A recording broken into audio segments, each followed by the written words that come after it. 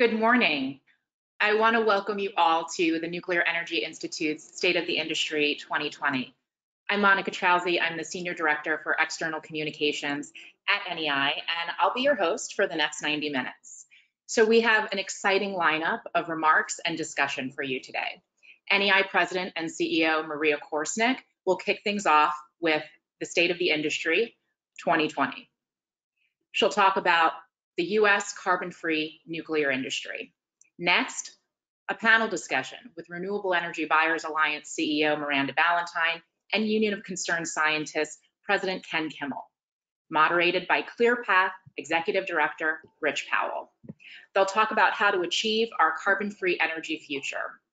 And during our final session, an interview with Senator Joe Manchin, conducted by Bipartisan Policy Center founder and president Jason Grimay on federal policy efforts around nuclear energy and other energy sources. And you, the audience, will have the opportunity to ask questions following each session.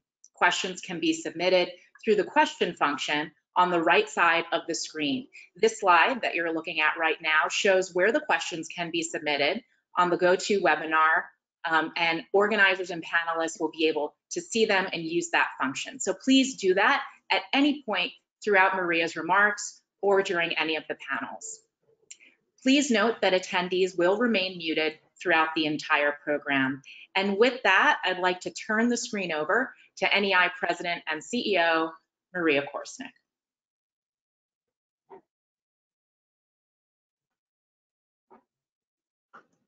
Good morning, everyone.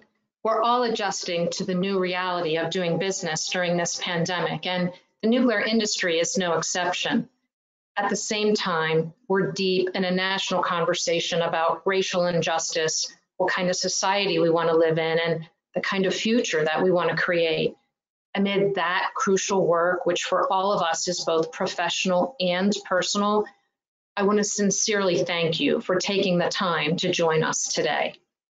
I've always been passionate about the potential of nuclear power. I've seen it from every angle, from the control room of a plant, from the inside of innovative companies who make better technology year by year, from the heart of the communities that nuclear strengthens through its energy and its jobs, and in my conversations with so many of you about the exciting future within our grasp. So yes, I've always been passionate, but as I speak to you today, I've never been more confident in the future of nuclear energy. My optimism is rooted in a powerful idea, one that can never afford to forget as we go about our work of operating reactors and modernizing our fleet or racing towards the next breakthrough. And the idea is this: nuclear power isn't only about generating electricity. It's a key that will unlock solutions to some of the most consequential challenges that we face today. When it comes to technology, we've often seen how the right decisions at the right times can improve our lives in ways that we didn't even know were possible.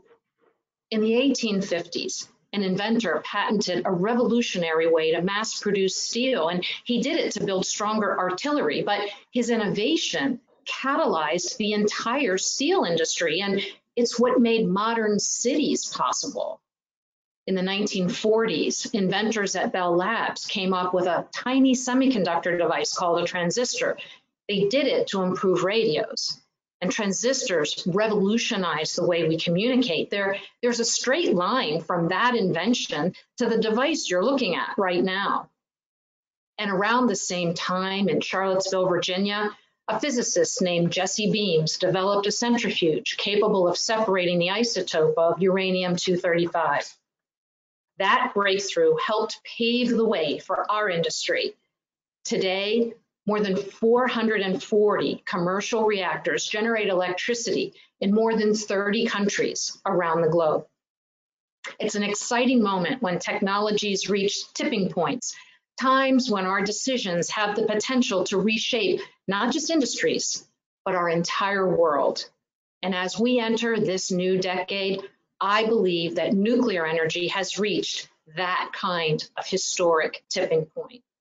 And that's why I'm so optimistic today. And that's why I'm so confident about tomorrow. With the right decisions, we can meet the world's growing demand for energy. We can harness the power of technological breakthroughs to raise living standards around the world. We can supercharge innovation at home and advance U.S. leadership abroad.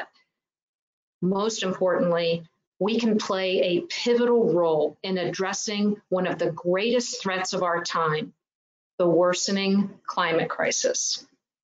Projections show that we need to dramatically reduce carbon emissions by 2050 to avoid the worst effects, such as a rise in global sea levels that could displace more than 150 million people.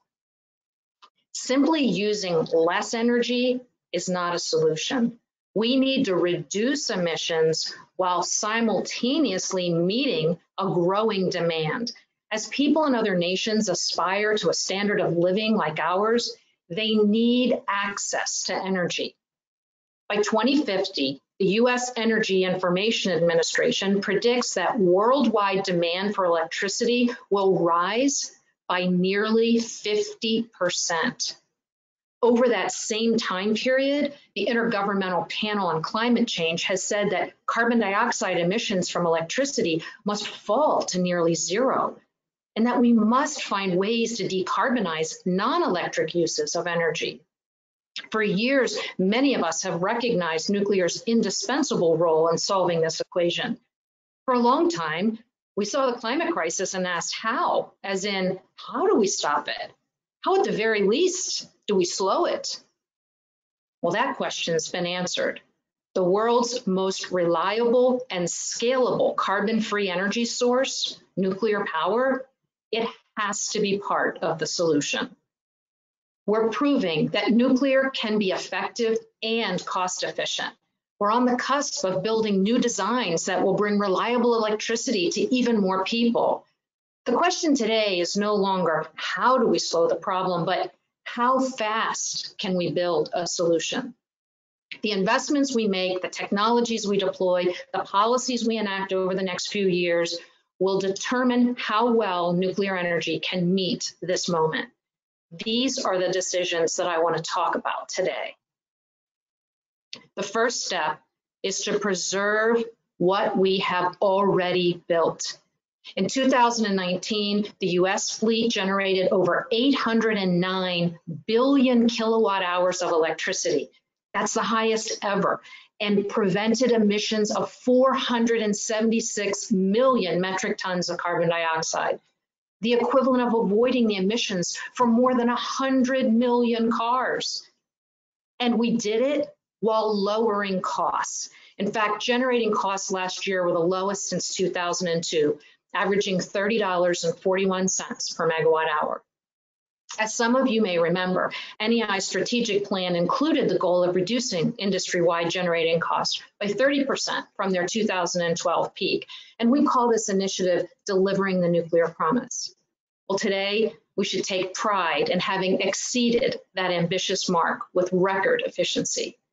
In all, nuclear reactors account for a fifth of all electricity in the United States and more than half of the total carbon-free production. That's more than wind, solar, hydropower, geothermal, and all other carbon-free sources combined. When it comes to wind and solar, I want to be absolutely clear. We need to develop every source of carbon-free energy that we can. The world is counting on carbon-free sources to complement one another, not just compete. Our choice isn't between nuclear power or wind and solar.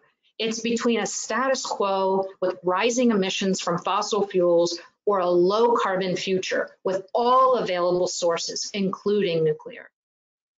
Nuclear has to be the backbone of our future electricity supply. There's a simple reason. No other emissions-free source of energy comes close to matching nuclear's around-the-clock reliability. In 2019, the US fleet operated at a capacity factor of 93.4% to provide that reliability, our highest ever. The past few months have shown that not even a global pandemic can stop nuclear.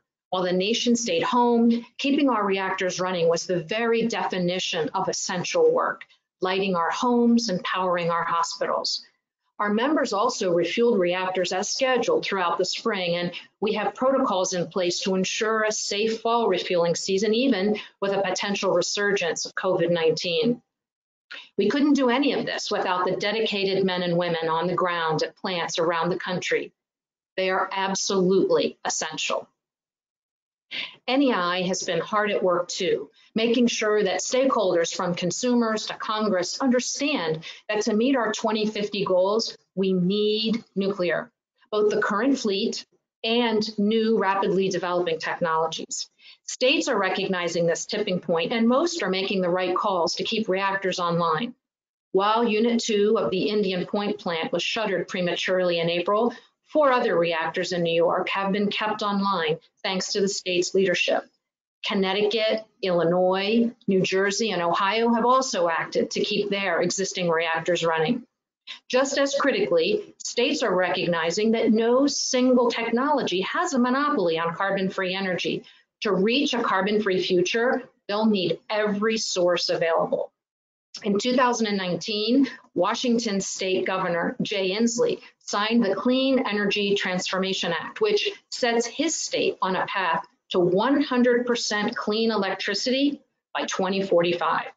The law's language intentionally makes room for nuclear alongside sources like wind and solar. Since then, expert analysis has validated the legislature's choice. One utility, Energy Northwest, recently commissioned an independent study examining different routes the state could take to a carbon-free future. The study found that Washington needs nuclear to maintain a consistent supply of power, and that any solution without nuclear would be much more expensive. The state of Washington's approach should serve as a model for states across the country. It's a technology-neutral plan that leaves every carbon-free source on the table when deciding what's best for the environment and for the ratepayers. When our industry is accepted as part of the solution, nuclear can thrive.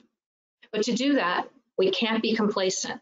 Already, some of the solutions that states have developed to include nuclear in a clean future, well, they're running into challenges. In the wake of a Federal Energy Regulatory Commission order that undermined these policies, we need legislation that gives states more flexibility to shape their energy portfolios. This is playing out right now in Illinois. The state legislature is currently considering the Clean Energy Jobs Act, which could either ensure that nuclear has a role in the state's future or entirely surrender thousands of megawatts of carbon-free nuclear power.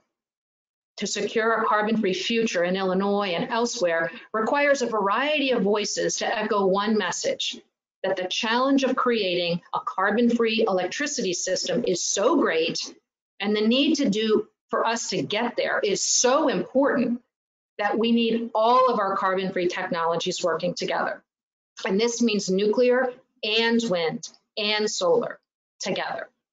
And now's the time to send that message to Illinois and to all policy leaders. And that means we must continue to educate and engage with policymakers, but also collaborate with other clean energy leaders. And you're going to hear that on our next panel, which includes Miranda Ballantyne of the Renewable Energy Buyers Alliance and Ken Kimmel from the Union of Concerned Scientists. And they're going to discuss how organizations with different priorities can come together to advocate for a common vision for carbon-free electricity. We know there is still much work to be done, and we must engage all stakeholders, and that especially includes regulators. Our industry regulator, the Nuclear Regulatory Commission, faces a tipping point of its own. We believe progress is being made, but the Commission must continue its transformation to become a truly risk-informed regulator in order for nuclear to play its part in a carbon-free future. In 2019, the NRC issued the first ever second license renewal to expand the operating life of existing reactors from 60 to 80 years. This is a significant milestone for our industry, and in the coming year, we expect even more license applications and approvals. In March, Exelon received a second license renewal to operate its Peach Bottom plant in Pennsylvania until the mid-2050s. The NRC continues to prepare for the licensing of advanced reactors. In fact, it recently accepted Oklo's submission for the first license application for an advanced reactor. And last December, the Tennessee Valley Authority received an early site permit for a small modular reactor at the Clinch River site, the first such approval in the United States. And in September of this year, the NRC is expected to complete its first ever technical review of an advanced reactor design, NuScale Power's small modular reactor. And the Commission also approved a proposed rule that would allow advanced reactors to establish emergency planning zones that are more appropriate for their designs. The next generation of technology is rapidly maturing, and the Commission's decision is one of many promising steps towards establishing an appropriate regulatory framework. And now that Commissioner Wright has been reconfirmed to the NRC and Commissioner Hansen has been confirmed for his first term, the panel once again has a full slate of experienced leaders, which means the NRC can operate as effectively as our country needs it to. While a forward-thinking regulator is crucial, decisions in Congress and the administration should also match the magnitude of the moment. Legislatures of both parties, including Senator Manchin, who's joining us today, have been indispensable in elevating the importance of nuclear on Capitol Hill and in the national conversation. Last December, lawmakers approved appropriations for fiscal year 2020 that included $1.5 billion for nuclear energy programs. And that's a 12.5% increase from the previous year. That's the most funding for nuclear in decades. Nearly $1 billion are going toward critical research and projects that will be up and running before this new decade is out. In March, for example, the Department of Defense announced a demonstration project for a mobile nuclear reactor that could be used to power remote military bases. And the Department of Energy is on the cusp of announcing 2 new advanced reactor demonstrations. Building technologies like this, which until recently existed only as designs on paper, is a major tipping point for the next generation of nuclear. In April, the Nuclear Fuel Working Group released a set of recommendations to advance both U.S. national security interests and the U.S. nuclear energy industry.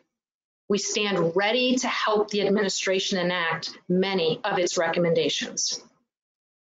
And thanks to this type of decisive action, our industry is well positioned for growth in the coming decade. In fact, companies are already pushing ahead. In Waynesboro, Georgia, for example, Southern Company is getting closer to completing its newest nuclear unit. With more than 7,000 workers on site and more than 800 permanent jobs available once the units begin operating, Vogtle 3 and 4 is currently the largest jobs-producing construction project in the state of Georgia. From electricians to crane operators, labor has been the beating heart of this effort. When the 2 new Vogtle reactors come online, the 4 total units will produce enough electricity to power 1 million homes and businesses. In response to customer demands, our member utilities have made aggressive commitments to reduce their carbon emissions by mid-century. Preserving their existing reactors is just a starting point for these companies, and they're looking to the next generation of nuclear to help meet their commitments. So many companies are seeing customer interest in the next generation of nuclear, and they're making significant progress in moving from design to licensing to build. NEI's membership includes more than 20 developers working on advanced nuclear designs. NuScale and Oklo have applications under review with the NRC, and we expect that NuScale will receive its design cert from the NRC by the end of the year. In addition, GE Hitachi, General Atomics, Holtec, Kairos, TerraPower, Terrestrial Energy, Westinghouse, and X-Energy are all at different stages of engagement with the NRC. My optimism is rooted in more than just any one specific project. It's also fueled by the influx of bright young professionals that are joining our industry. They include Christy Solomon, a nuclear fuels engineer at Duke Energy. In light of HBO Chernobyl's miniseries, Christy organized a panel of nuclear engineers at a local brewery to answer questions from the public. Her standing room only event was watched live by over 1,000 people. These young professionals also include a woman named Jezebel Rivera and her husband, Eddie Guerra, with the Nuclear Alternative Project. They're working to bring carbon-free, cost-effective nuclear reactors to Puerto Rico, an island in desperate need of reliable electricity. When it comes to workforce, we know that a more inclusive and diverse nuclear industry is a stronger one. We can't afford to insulate ourselves from the pain of communities that we serve, in particular, communities of color. NEI is currently taking steps to build a more diverse pipeline of talent into the industry.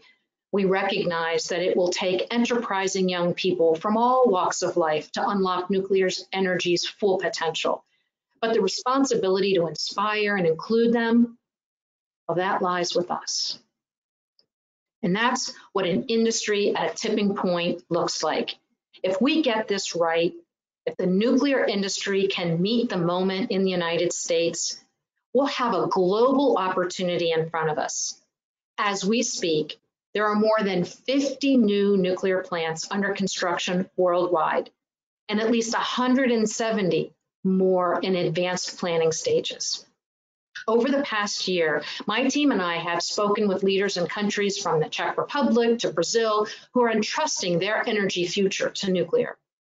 Poland, for example, sees nuclear energy as a way to limit both coal emissions and its reliance on Russian natural gas.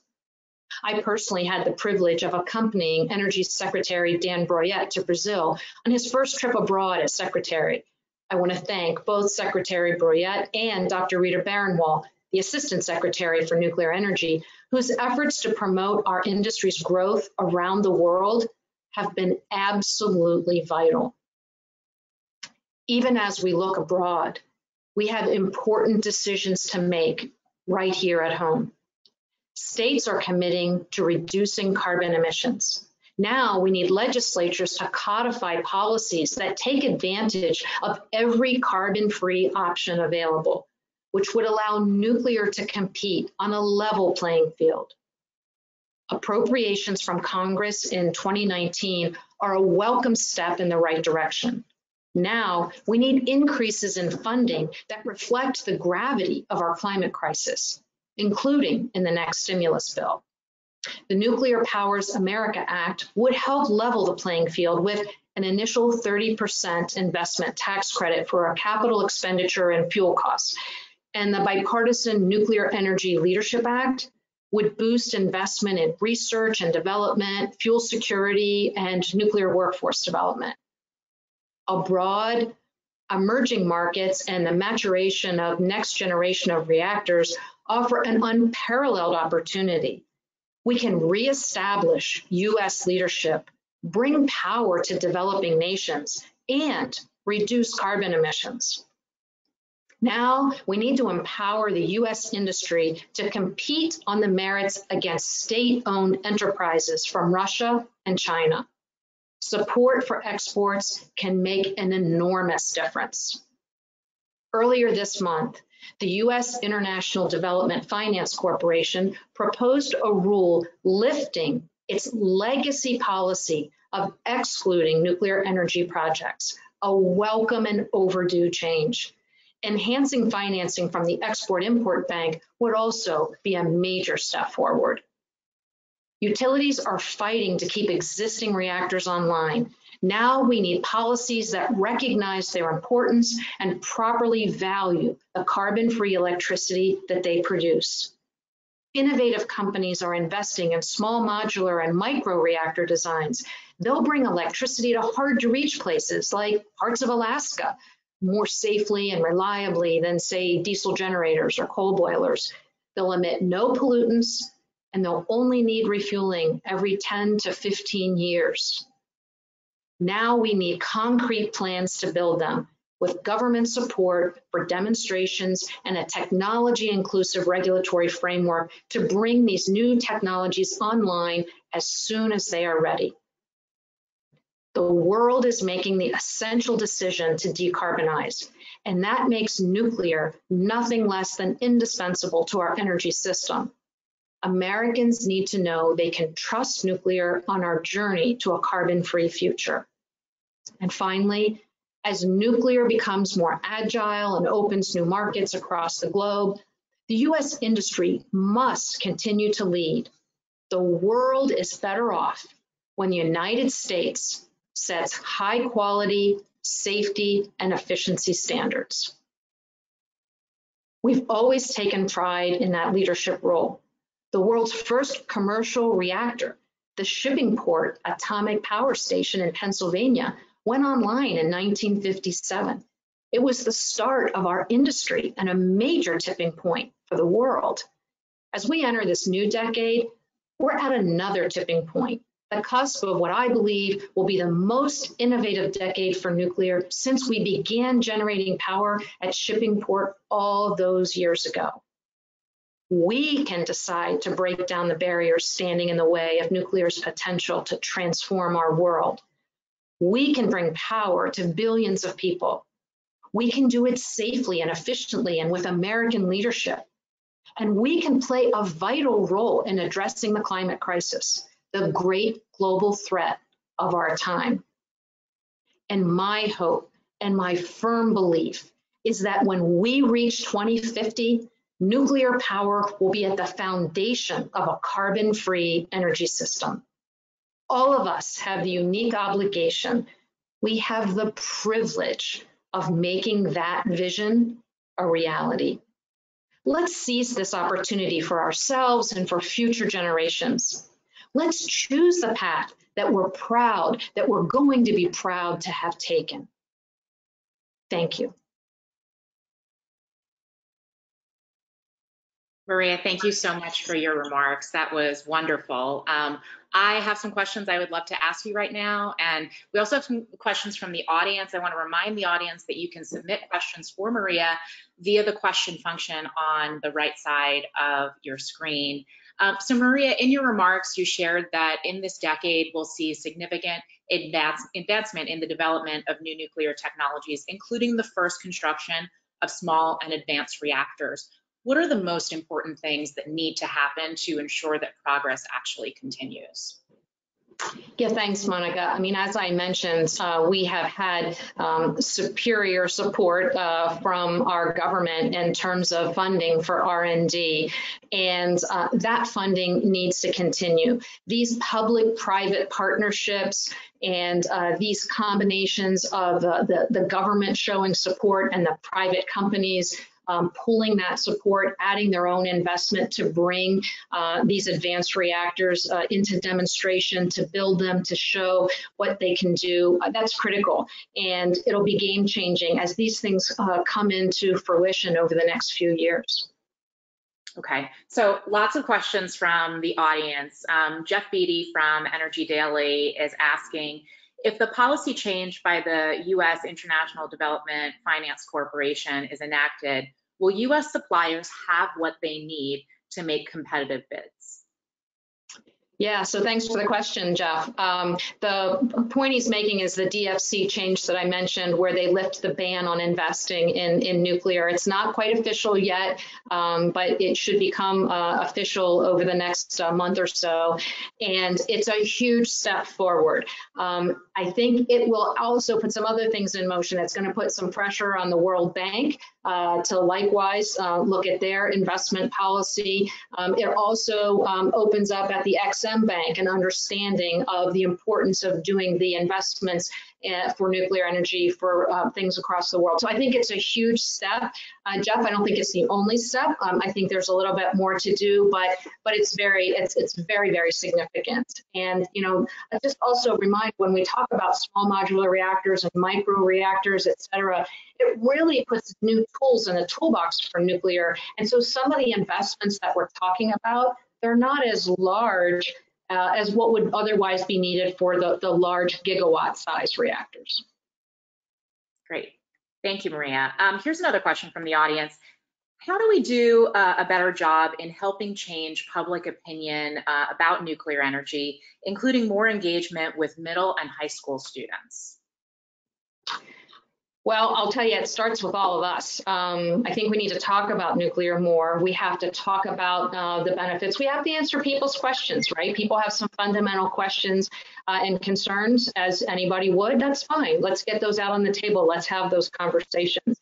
I know that the American Nuclear Society has been doing a wonderful job. They've teamed with the Department of Energy, and they put together some programs now for elementary as well as middle school as well as high school students, and they're rolling that out. These are information that's helpful to teachers to understand, as well as for students to go on virtual field trips. They teamed with Discovery Education, so it's kind of, it's not just reading a book. It's really interesting and engaging. And so I think that's a huge step forward in terms of building it in to our education system. That Discovery Education program I talked about, I think it's in 50% of the schools now. That's great. Thank you, Maria. Thank you for your remarks, for your insight, as always. We all appreciated your time this morning and your perspective. Thank you.